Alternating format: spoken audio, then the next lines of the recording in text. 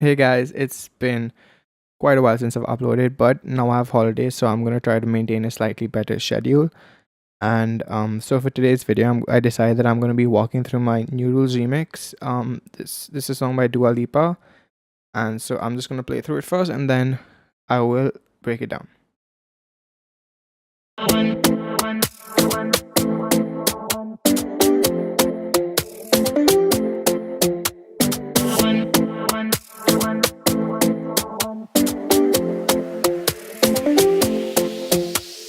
Talking in my sleep at night, making myself crazy. Out of my mind, out of my mind. Wrote it down and read it out, hoping it would save me. Too many times, too many times. Oh, he makes me feel like nobody else, nobody else. But my love, he doesn't love me, so I tell myself, don't pick up the phone, you know he's only calling cause he's drunk and alone. 2, don't let him in, you have to kick him out again. 3, don't be his friend, you know you're gonna wake up in his bed in the morning. And if you're under him, you ain't getting over him. 1, don't pick up the phone, you know he's only calling cause he's drunk and alone. 2, don't let him in, you have to kick him out again. 3, don't be his friend, you know you're gonna wake up in his bed in the morning. And if you're under him, you ain't getting over him. I got rules, I got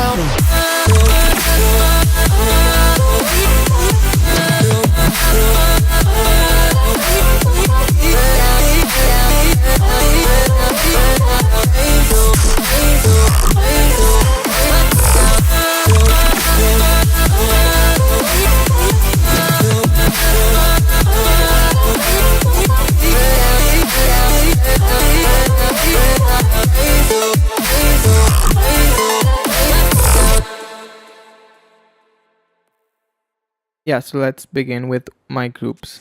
All my groups are at a volume of -10.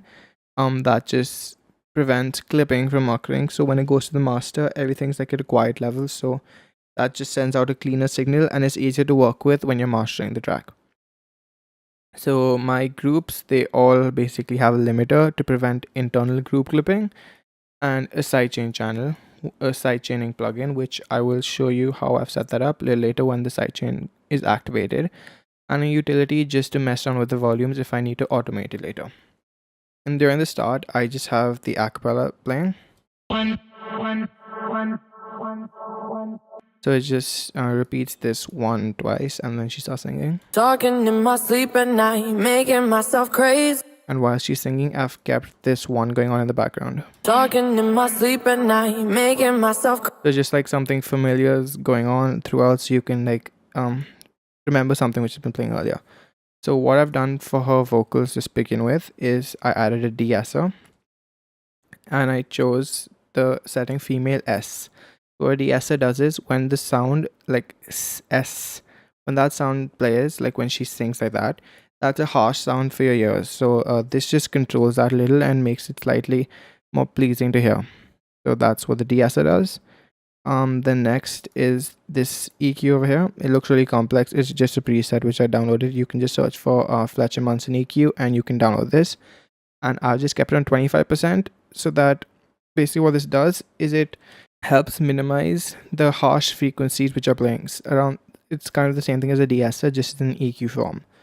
And then after I have another EQ, this is just cutting out a few more harsh frequencies which I heard in this particular vocal. Like that's a really sharp frequency, so I cut that out a bit, and the low end I just roll that off. And I added a really slight reverb just to help the vocal fit and have a little more flow. And then I have when she says 1, that just has more reverb. Oh, sorry. So this is like a it has like quite a large coating of reverb, and it just has a slight high boost to make it slightly more crispy. So that's the acapella. Then we go on to the instrumental. So I have the main instrumental, which is this.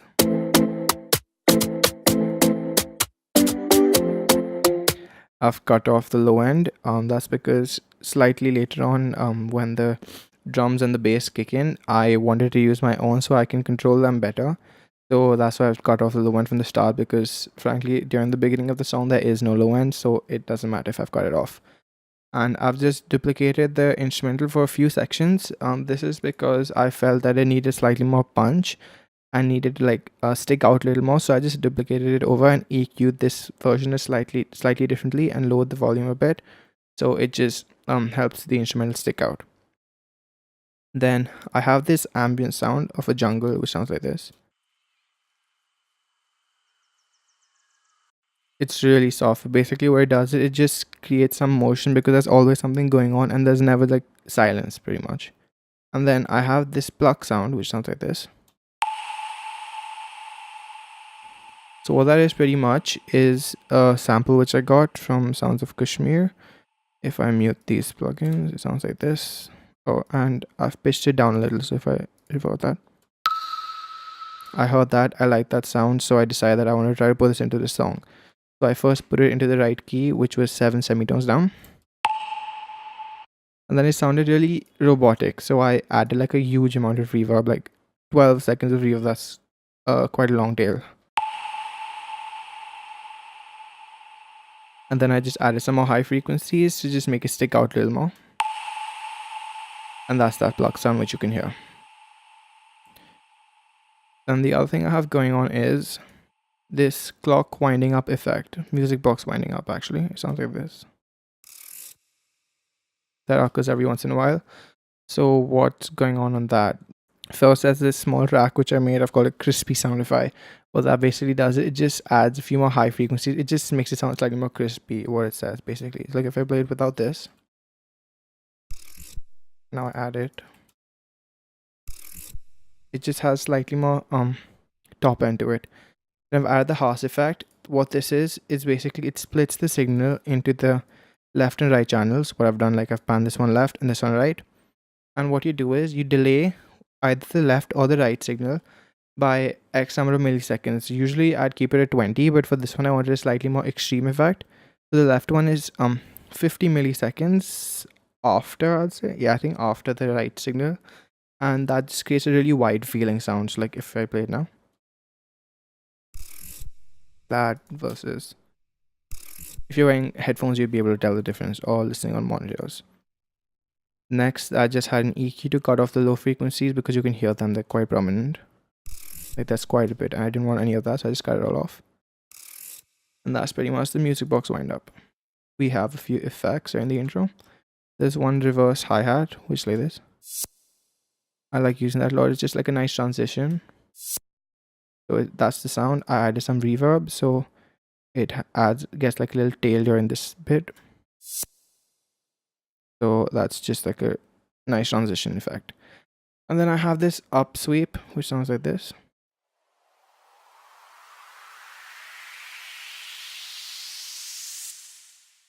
Again, if you're wearing headphones, you'd be able to hear that there's an effect. It goes from the left to the right in your ears, and it just creates a nice yeah, it just helps transition to the next part pretty much.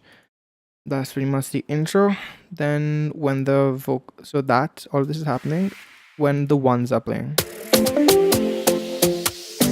And when she actually starts singing, that's when I have a few snaps and the wind up again. So there's a snap over here. This.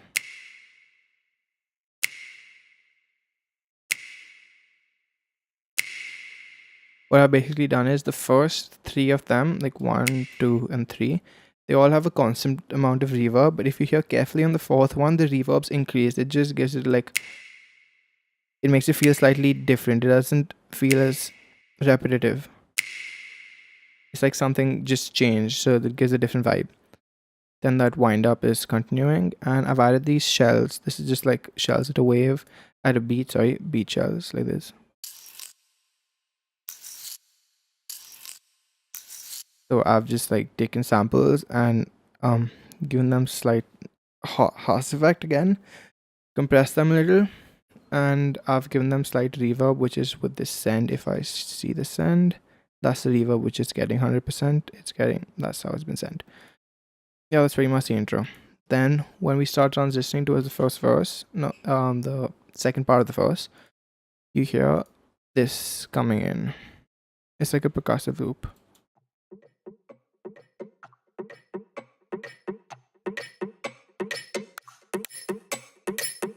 So what I did was, that was just a loop. I just duplicated it over. But over here I just moved it slightly further back so you can see. And I faded it in like that. That's about it. And that created this effect. So it it slowly introduces itself, and then it comes into full effect when the verse 1.2 starts. And when verse 1.2 starts, that's when in the normal song, if you hear it, a bass comes in. Like I said, I wanted my own bass, so that's what I added over here as a sub bass. I just play the exact same notes that are playing in the song on a massive sub bass.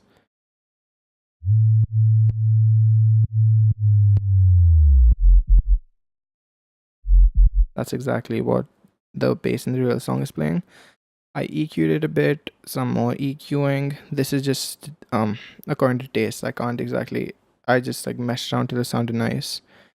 And I lowered this quite a bit because this multi-band I don't remember what plugin it was, honestly. I think it was a multi-band compression. It kind of kills the sound if you play it. Yeah, so I had to lower it by like 20 decibels so it sounds clean again. That's pointless. And this is just like, if you hear that peak, it was slightly louder than the other sub notes, so I just lower that volume a little bit. I saw where the frequency was and I lowered that. This compressor I'm using as a sidechain trigger. I'll just show you what that does. So now another thing which comes in is the kick, which sounds like this.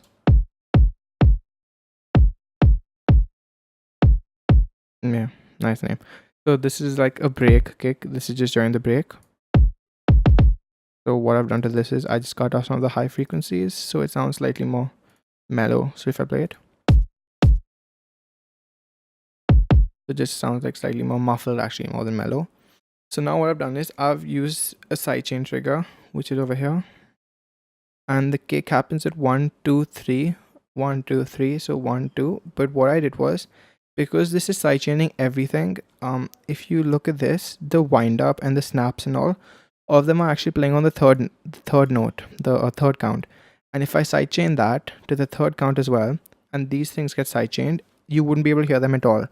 So in order, and since these actually don't matter too much in terms of sidechaining, and it's more the sub bass that needs to be sidechained, I just kept it for the first two using my normal sidechain. And this is like slightly inconvenient. I wouldn't usually do this. I just did it in this case because I just needed to like work fast.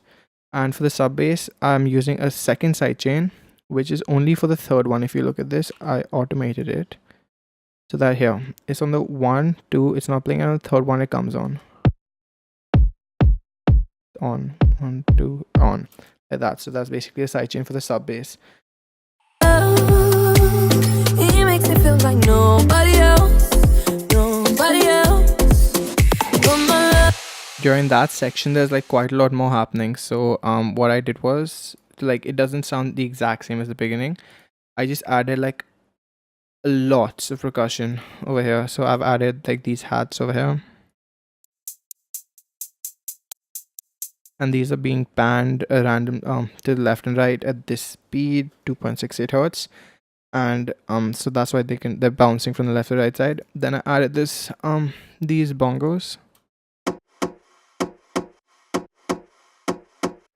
and then again that same percussion is continuing. Then there's a ride loop which is there, which is like usually used in progressive house. Again, this is panning around. Then there are shakers. Yeah, so all of those together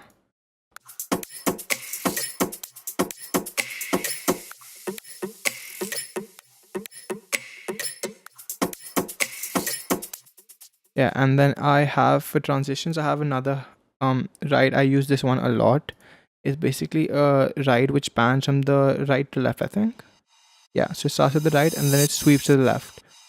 That's a really nice transition. I like using that a lot because it sounds very natural, and it also gives like a variation between your right and left ear. Another thing which I have going, if you hear this carefully, this bit.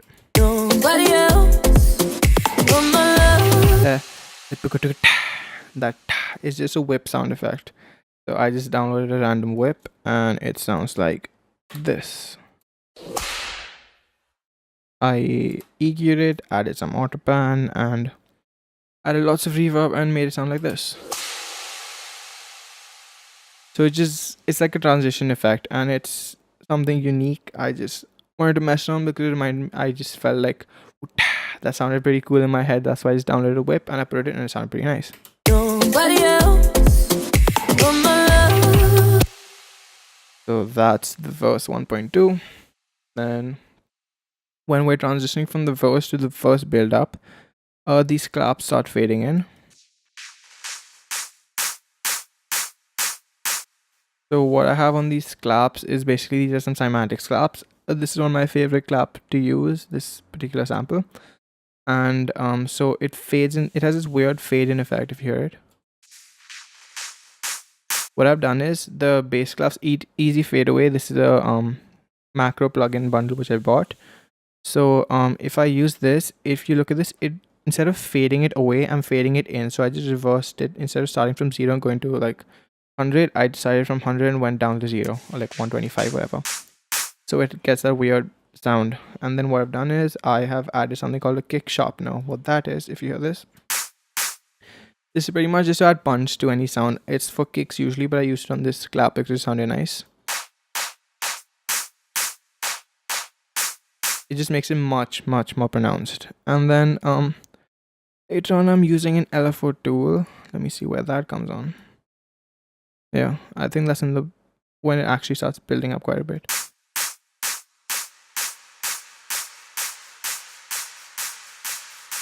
I don't know what that's doing, honestly. It's there. I'm not gonna mess with it because it sounds nice so far. But yeah, whatever. Then there's harsh effect, which again makes it wider. There's an EQ and some volume automation just to like control it. And then this time, instead of the kick going on every 3, now it's on every 4. It's like 1 2 3 4. It's a 4 on the floor pattern. And that's why now if you look at the sidechain trigger, it's on every single note. Every time a kick hits, the sidechain's triggered. So yeah, then I have this snare build up going.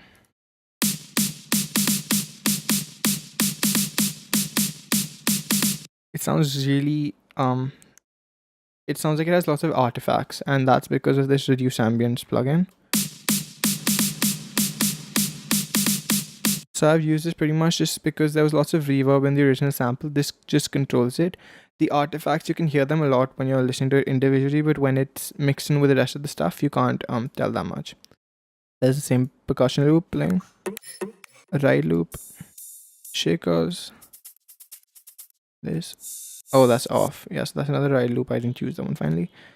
Then yeah, that's pretty much, that's all the drums for the build up, and this is just a long loop, so I just duplicated it over, and then that's the build up bit of it. And during that bit, I've also just sped up the kick. So here are the instruments. I'm using a pluck bass instead. So what's that? It's this sound. So in Virtual Riot, he had a live stream where he was making the song 1. So this is the exact same. I just like copied the pluck, and this is what it sounds like. So this is the preset. So I just like tweaked. Actually, no, I tweaked it a little bit so it fit this song, because honestly, this sound, it's a really dark sound and it wasn't fitting the vibe. That's why I had to EQ it quite a lot using mid-side EQing to make it sound like it fits. So after that bass, if you hear the original instrumental, there's like that melody playing on a pluck type of sound. So after I recreate that, I recreate the melody and I put it into another synth.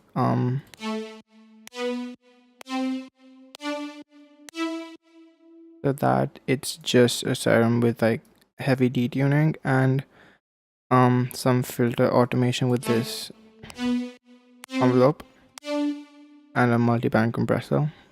And I've EQ'd that sound a little, cut off the lows, and these were like some irritating frequencies, so I just removed them and added some reverb so it has some space, and horse effect. Then there are these scores which I have. So I have some reverb and some EQing on them, and they are also made in Serum.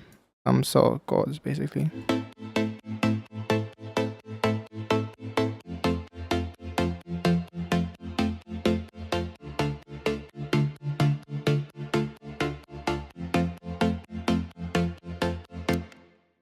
Yeah, so those are the chords which I'm using. I just created a patch really quick, and then I have when it enters the build up, there's this impact type of thing, like a cinematic impact or something like this. I like using this impact like quite a lot. Then during the build up, I cut off the natural element because now it's when all the synths come in, so it gets much more synthetic feel. So having a jungle in a synthetic feel doesn't exactly fit too well. And instead I've replaced it with a crowd, which sounds like this.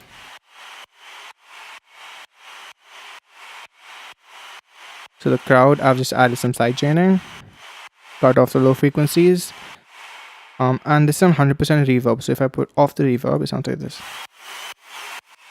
So now it just sounds really muffled and like gentle. It sounds that's because it's on 100% reverb, and this is only the reverb which you're hearing. And then I have this plugin which I made, like this macro set called stereo movement. So what that has, it has the mono signal and the side signal, which is only the sides and only the mono. So they're both split. I've mapped their volumes to these, and I've added an auto pan on the sides, so you can control only the side, like only the sides will start panning around. And this is like a really handy tool if you just want to like create some movement in your tracks. And when I heard the acapella for the build up this bit, oops, acapella. Don't pick up the phone, you know he's only calling cause he... Yeah, it was don't pick up the phone, you know he's only calling cause he...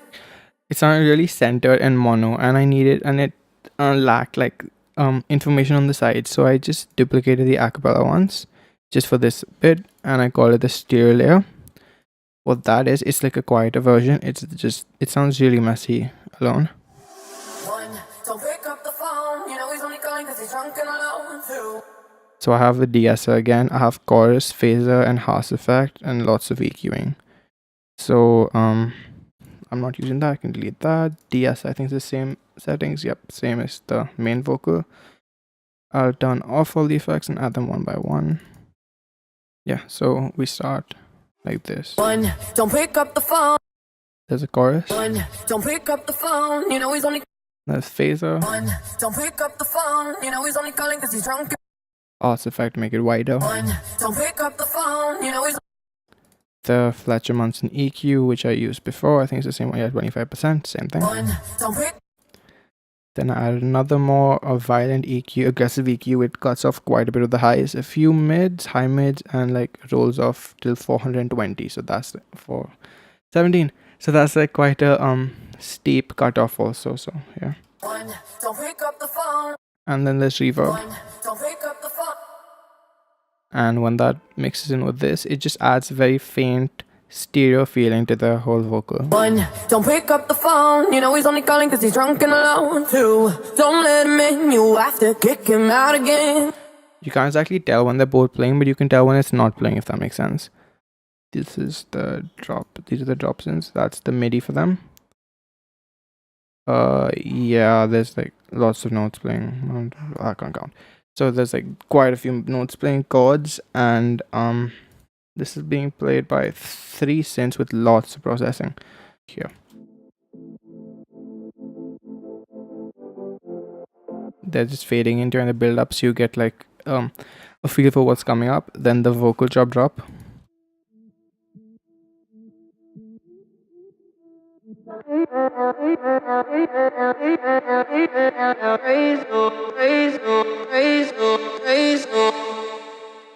So that's like the build up. These are just fading in. So like, yeah, on the instrument group I've added an auto filter, so it just filters out the low frequencies during the build up to around 150 hertz. So from here to here, the bass slowly starts getting less. The sub bass pretty much, which is this pluck bass, that starts getting reduced.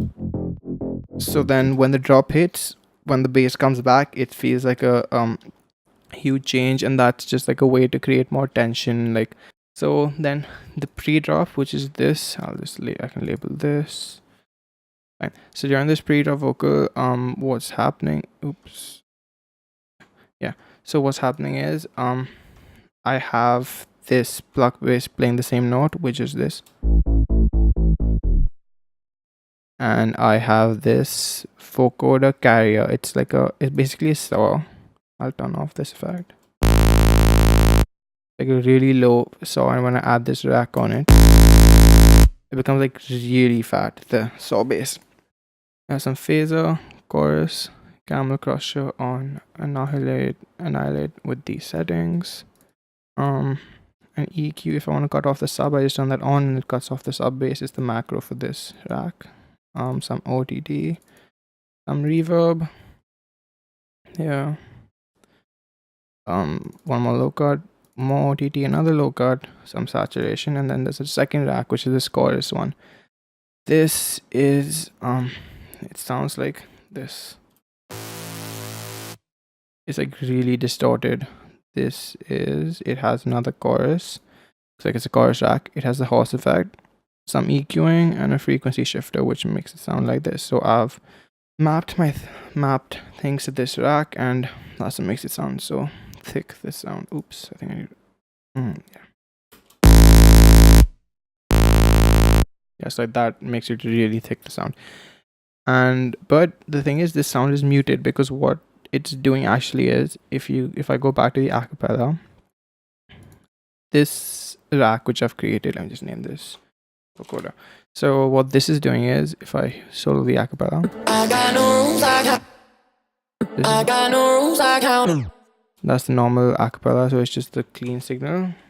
So the wet signal, basically what it's doing is, I have a little alter boy which drops the formant. I'll just mute all of these right now so you can hear what it sounds like. Just the wet signal. That's what this does, the formant shifter. And like that much dry wet. Then I'll go to vocoder last. I've added a fat track. That just makes it sound much thicker. Horse effect. Widens it, that hurts your ears. And some utility to reduce it, the volume.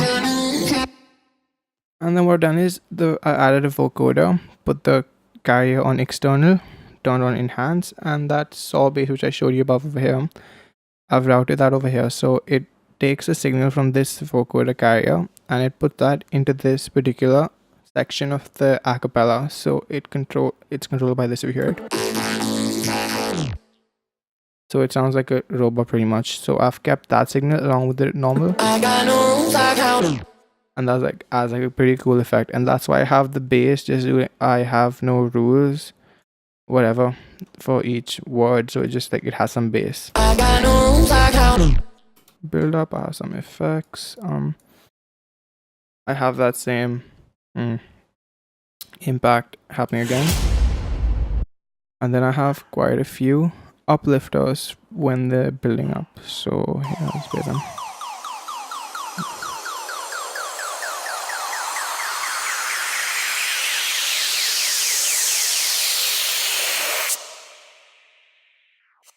So that's just like the build up to the pre-vocal thingy.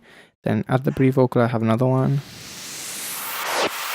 And that tape stop which you can hear, it's this plugin over here. It's Max for Live. It's a Max for Live plugin called Pitch Drop. So when I've automated it so that when this gets activated, this pad over here, it basically activates a pitch drop. So I've activated the pad right over here. So when it gets activated, you hear that pitch drop effect. Like that. And so that's pretty much the build up. Now we go to the drop. So that's the kick which I used, and this is snare. That's the original kick and the snare. So the kick, I didn't do much to it, I just pitched it a little so it sounded right in the key which I was working with. And the snare, what I did was, basically the snare is what makes this sound pretty much. I just took the snare and I saturated it like crazy. I don't know what I was thinking. So it sounds like this. It sounds completely torn if I turn that off. That's what it sounds like normally, and now it sounds like it's torn.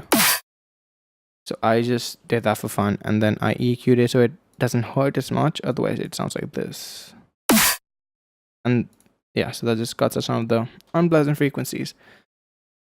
And so then I heard that sound. I just created a quick kick snare pattern like this.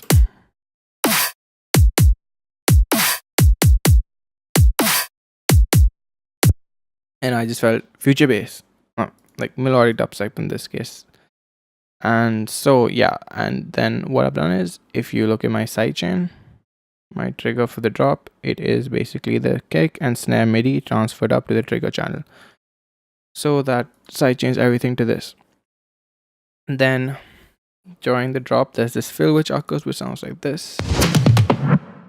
That's basically a combination of, I think, 2 or 3 different I think it's 2 fills which I got from somewhere, and I just render them both together, and I added some panning and some effects. I have this crash which sounds like this. Yeah, it's just like something persistent, which it's just like something which your ear can hook onto, so you just remember that throughout the drop. And I have another random hi-hat. It's like a lo-fi type of hi-hat. So that's constantly playing. Then I have the music box again in the drop. But then the actual hi-hats are over here.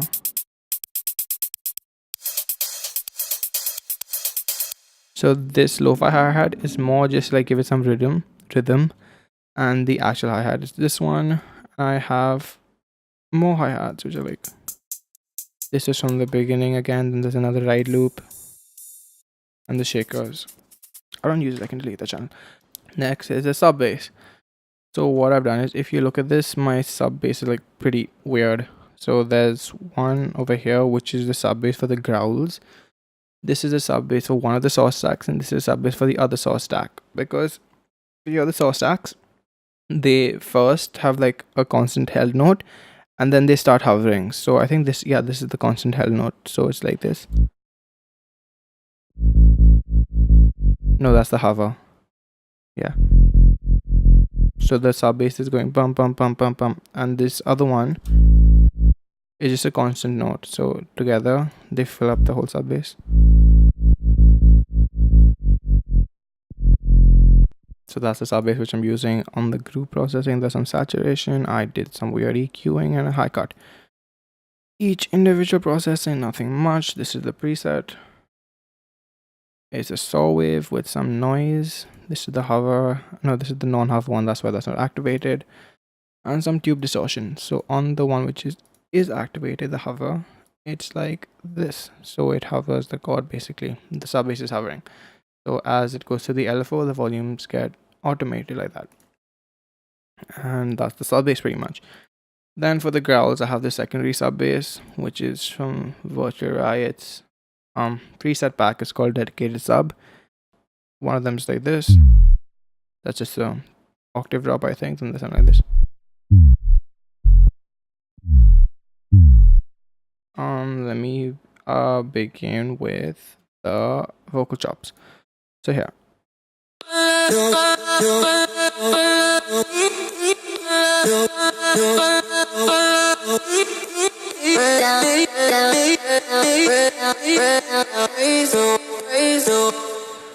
Honestly, I like FL Studio for vocal chops a lot because of SliceX. So, and because I have FL Studio, I have SliceX too. So I just loaded up SliceX in Ableton, sliced up the audio, and got that into the MIDI over here. So I can show you how to do that quickly. I'll just new track. So I get SliceX. I just get the acapella. Where is it? Dua Lipa. There. So now it's in here, and now I don't remember what I did. Wait, I think it, yeah, medium / auto slicing. You choose that, slice it up, and now I feel like create a MIDI clip. Oh, it's like if I choose a note.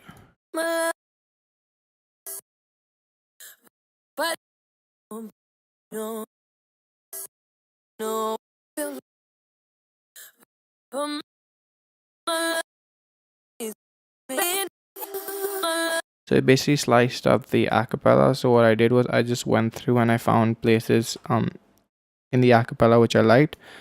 Place notes there, so it plays these notes. So that I just created a melody, and that's this melody over here. And then this is like quite a lot of post-processing. This is what it sounds like normally. Oops. So there's some dimension expander to make it slightly wider. I'll just turn them on one by one. So first I just tune the vocals properly so they fit in the key. So that just tunes it. Then there's a dimension expander which I showed you, and there's a glue compressor with some gentle compression.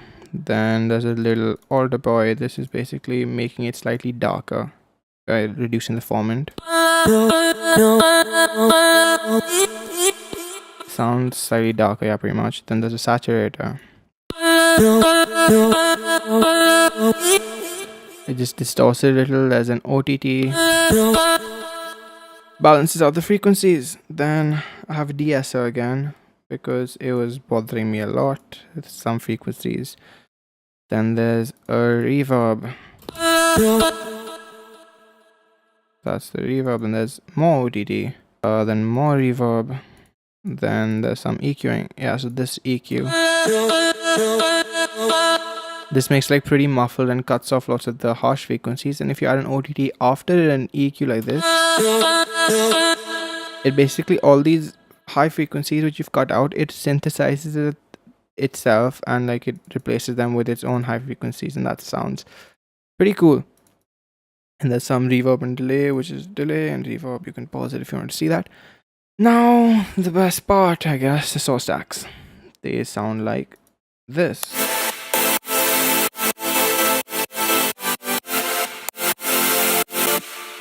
To be honest, they sound disgusting on their own.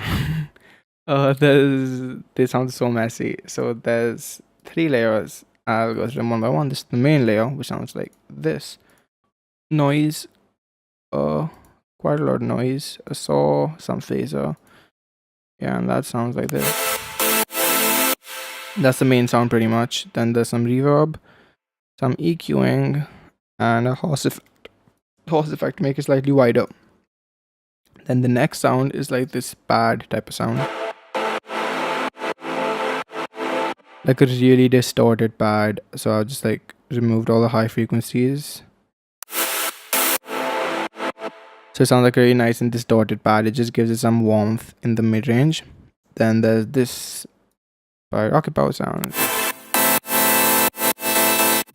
So this one's really mono. This is like a mono and strong sound. So I just EQ that a little bit, and that fills up mono. This one's mono. That one's really stereo. This one's like kind of in the middle, so that gets a nice mix in the stereo field. So those are the actual source tabs. Oh, I'll show you this preset. I'll just show you all the presets. Hold on. So this is the pad style one. You can pause it if you want to see. Distortion. I showed you the first one, and the chain smoke or something just like this one. This you can get from Rocket Power Sounds. This website. Yeah, some effects. That's it. Then, so that's the actual source sound. But then there's like quite a lot of processing. I'll just group this and go through that. So it sounds like this without the processing. Ouch. And this just makes it, I don't know how to describe it. Makes it weird. So there's some distortion happening. I'm distorting the mid band a little, the high band. Mid band, yeah. So high band, mid band, and not the low band at all. I'm distorting them with Fab Filter. Some OTT, 27%. Some compression. Some reverb. So if you hear this, it's like bah, and then it explodes into like a bah, like a breath type of thing. So that's what I'm doing with the reverb. The reverb, basically, if you look at the automation, yeah. So it's on 0, and then it comes on during this one bit, and then it goes off again. This is what this reverb does. It's like a reverb throw. That's what they're called. Then there's an EQ, low cut, utility. I don't know for what. Reduce the volume. There you go. Glue compressor for more compression. Another EQ to clean it up a bit. Then this EQ cuts off like lots of the harsh frequencies. Like if I remove this one, there's like a huge difference between that. Like you can honestly tell in this case what this EQ is and then there's the last EQ, just like tie it up a little bit more. So then what I've done with the effects, if you hear the effects, so the chords like bum bum, so there's like a small gap. I've made the effects also cover that same gap, and during that gap, the first gap, there is a growl which sounds like this, like a snail style growl. There's lots of processing on this, and I've paired this with the sub bass over, so that sounds nice. So that's the first growl, and I've added some little alter point to it to make it darker. Have I automated it? Yeah, I have. I don't know what I've done with this, honestly. This rack, like this channel, I just randomly kept throwing on effects and seeing what sounded nice. Like, I couldn't explain it if I tried, honestly. I just had like random reverb. Like, look at that EQ. That I don't know what I did. More EQ and stereo.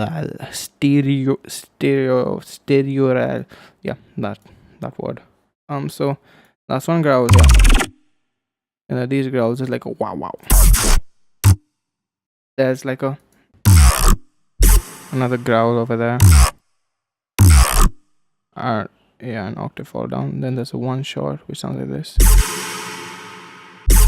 Very metallic sound, and then the emotional virtual ride remix growl. I just sample that.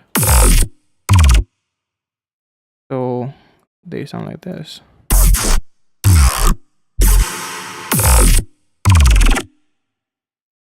And throughout the drop, I'm just having this thing play during in terms of the vocals. That's pretty much that. She's just singing that throughout the drop. Yeah, I have like a small pluck which plays. For the first half, there are 4 growls. For the second half, there are 2 growls and a pluck. Yeah, 8-bit ARP. Sounds like this. What that is just a serum. Oops. It's here like this. That's the volume, no effects. It's just a basic shape. Some bit reduction, some reverb, OTT, and some EQing, and then some reverb after that again. That same trick which I did with the chords, I've done that over here too. I don't think there's much else. I guess as a master, I've just done a really quick master. I kept a utility to boost the volume up by 9 because I dropped it by 10. So I brought up the volume quite a bit. An OTT which compressed it a little bit.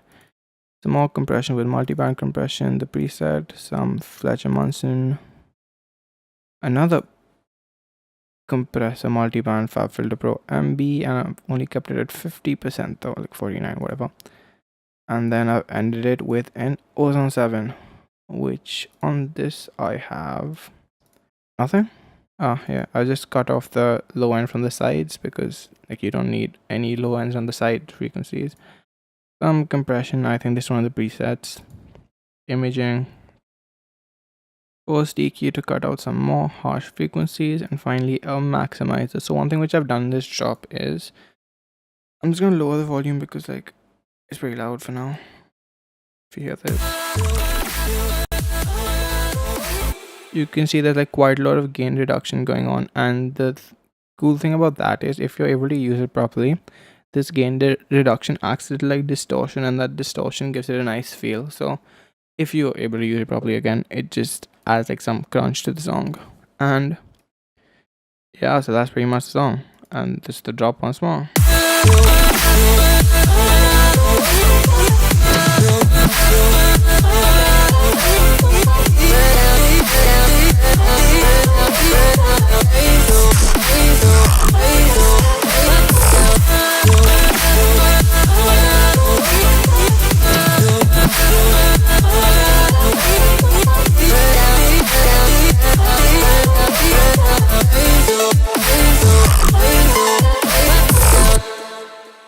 Yep, that's pretty much it. So thanks for watching, guys. I will make more videos more often, but like on one condition: please like and subscribe for more. Thanks. Sorry for that. Bye.